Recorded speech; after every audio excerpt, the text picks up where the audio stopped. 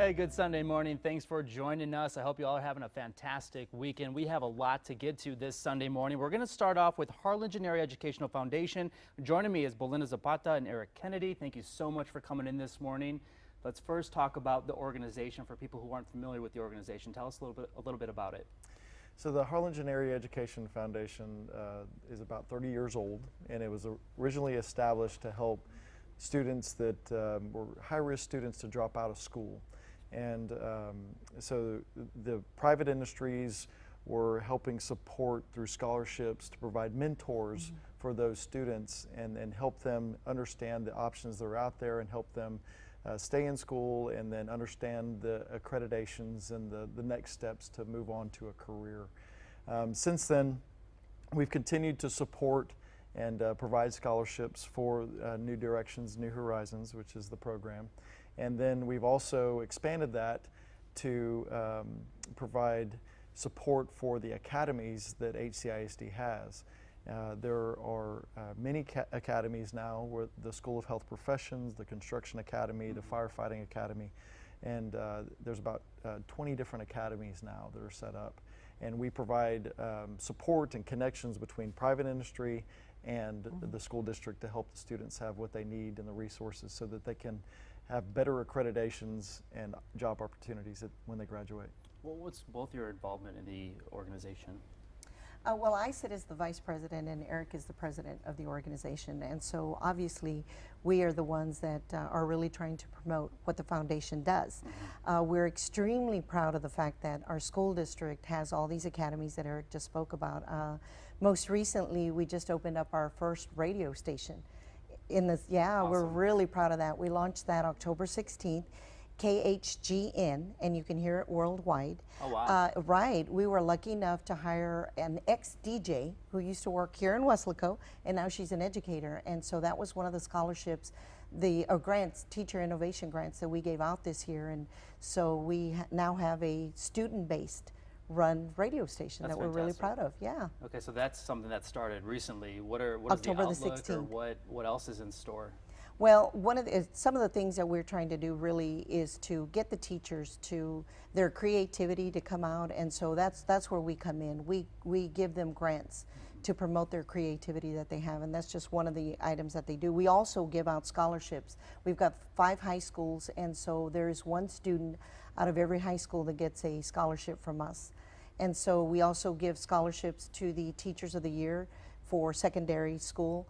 And Dr. Cavazos, our superintendent, is the one that picks them, so we do a lot of that. That's fantastic. So the teacher innovation grants are great because who knows their classrooms and what they need better than the teachers, and so they provide us a document that basically says this is a program that I'm considering. For instance, we had another teacher that is very passionate about science fairs, and we were able to give them a grant as well to help with future science fairs with the students at HCISD. Okay, and this started 30 years ago, you said? It did. So it's been around for a while. It has. And how's the growth, the involvement, how's that coming along since then? It's really grown here recently, especially. You know, with every organization, I think that you transition, but with Dr. Cavazos, you know, he's been a superintendent for about 5 years now, and we've really seen a lot of growth with his tenure, and really a vision of not just supporting the mentors that are, you know, the higher risk students, but then also providing those opportunities through the academies and really giving them a path to provide them with certificates of accreditation so that when they are coming into a job, they're just not interviewing, but they also have the certifications that allow them to have an edge up compared to other students. Any events that are going to be coming up? We have one in the spring, and we call that the Friends of HAIF. And what we do is we take Dr. Cavazos, we take our Chief of Police, Chief Addicts, and then we take, this year in 2019, we're gonna take Dr. De La Rosa. And what they do is the community comes out and we pay money to take pictures with them. So when we did this last year, in a matter of 3 hours, we raised close to $7,800, which we turn around and give back in scholarships and teacher grants and things like that. So. And have you seen the involvement with the kids and the programs they're in yourself? Oh. And what's it like?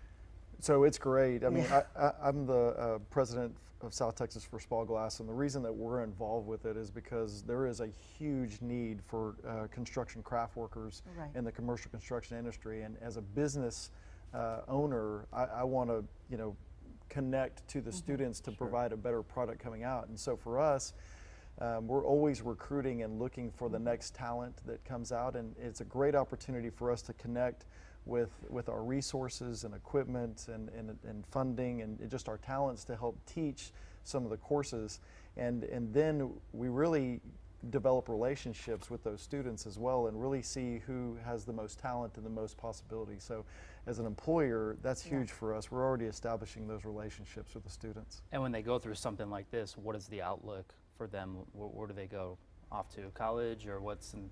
Not everybody. College is not for everybody, and that's what we're trying to prepare the students for. And there's a lot of students that want to work on their skills, and that's kind of what Eric is talking about. We've seen that with the kids. I mean, it's just so impressive to see that, to see that they found what their love in life is, and they want to pursue it. And because of this opportunity, they have the resources that they need to move on to that level, to the next stage of their life. I would also say that each academy is a little bit different too. There's many different layers and levels that the students have, and those that want to go straight into a career can move in. And then the School of Health Professions is a great opportunity to move on to college. There's also an early college high school as well to help prepare students for that move. And so the local, like Valley Baptist, Manny Vela, Brenda Ivory with Harlingen Medical, they're on the accreditation advisory council for the School of Health Professions, just like I'm on the construction advisory council for the construction side. And so they provide a real world experience and are looking at the curriculum and making sure that it fits for their needs to move on to either a career, vocational, or college, whatever it may be. And if anyone wants to learn more about this organization, where can they turn to? They can go to our website, harlingeneducation.org, and reach out, or they can reach out directly to the school district. Okay, very good. Thank you so much for joining Thank us this you. morning. Awesome. Okay, coming up next, we have the Brownsville Holiday Village in our studio. They'll be talking about what kicks off tomorrow. Stay with us. We'll be right back.